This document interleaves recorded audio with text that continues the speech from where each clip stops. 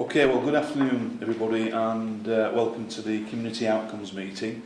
And perhaps first, if I can just ask people to introduce themselves. We'll start at the far end of the table. Thank you. I'm Catherine Hankinson, ACC, responsible for local policing and safeguarding. I'm Andy Battle, ACC, responsibility for operations support, custody and public contact. I'm Ben Kemp, Detective Inspector with responsibility for cybercrime and digital forensics. And I'm Dee Collins, I'm Chief Constable at West Yorkshire Police. And I'm Jane Sykes, Interim Chief Exec at the OPCC. And Mark Burns-Williamson, Police and Crime Commissioner for West Yorkshire. Well, thank you for being here this afternoon. We do have a number of items to get through, so we will try and keep it fairly concise and to the point in terms of the issues we'll discuss this afternoon. In terms of the first item on the agenda, it is the note of the previous meeting. Are there any matters arising from yourselves? Not for me, Commissioner. Okay.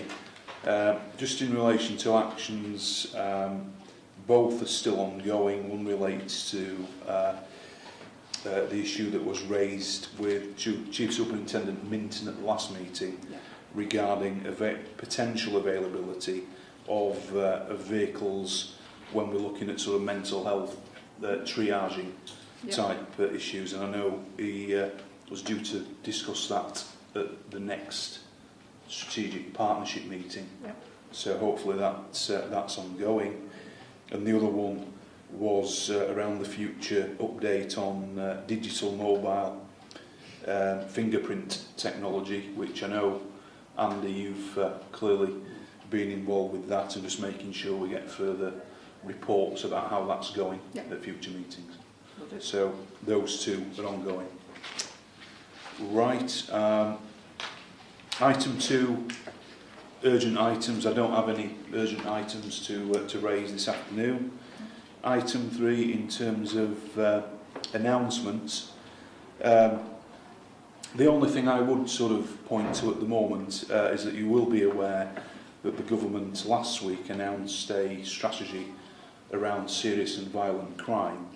And as you know, we're already undertaking quite a lot of work in this area within West Yorkshire.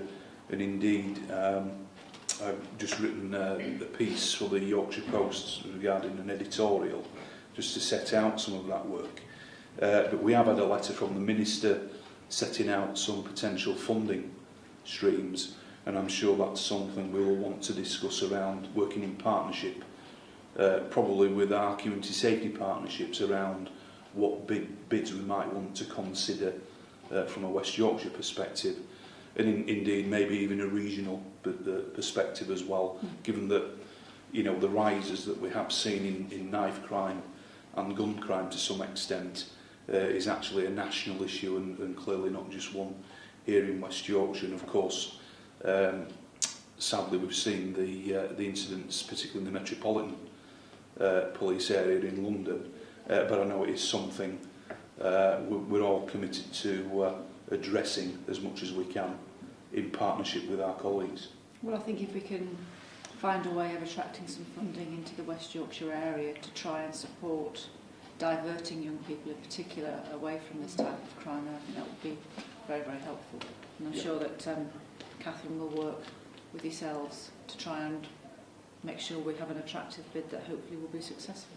And the timing obviously is good, given our the new neighbourhood policing teams that have come into place, and that early intervention and prevention has to be at the heart of this moving forward. Sorry, Catherine, did you want to... I was just going to say that, just to offer some reassurance that as a result of that letter and the understanding that we've got some funds available, it's already been tasked in terms of 4 specific areas, but I guess in specific connection to what you've just talked about around the knife crime and the prevention and early intervention, we've already, through the POCA funding, as you're aware, got a number of initiatives ongoing in terms of that prevention and early intervention agenda across different areas of West Yorkshire, linked in the community safety partnerships. So we've got the one in Kirklees, the positive engagement around knives, which is Peak, and the Terrier Theatres Company in Leeds, you have kindly funded the street doctors, Yeah.